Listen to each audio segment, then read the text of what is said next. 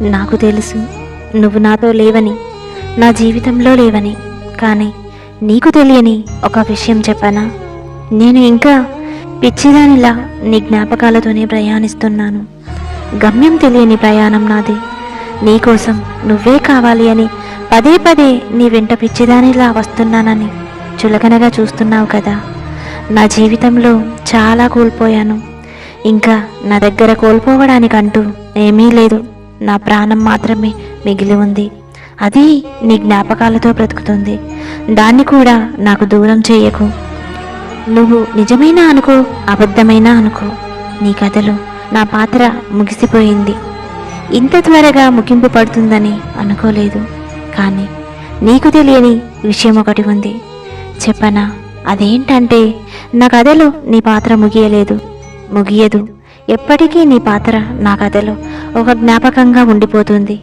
నేను నిన్ను కోరుకునేది ఎప్పటికీ ఒకటే, నువ్వు నా లైఫ్లో ఉండిపోవాలని. ఎందుకంటే నువ్వంటే నాకు అంత పిచ్చి ప్రేమ. మనం అతిగా ప్రేమించే వాళ్ళే మనల్ని నిర్లక్ష్యం చేస్తుంటే ఇంకా ఆ మనసులో బాధ ఎవరికి చెప్పుకుంటాం? వాళ్ళే మన ప్రపంచమని మనం అనుకుంటాం. కానీ మనకి కూడా తెలియని ఇంకో ప్రపంచం వాళ్ళకి ఉంటుంది. నువ్వేనా ఇలా మాట్లాడుతుంది?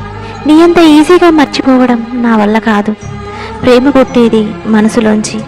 మనసు వీళ్ళు నా వాళ్ళు అని ఫిక్స్ అయ్యి ఎన్నో కలలు కంటుంది.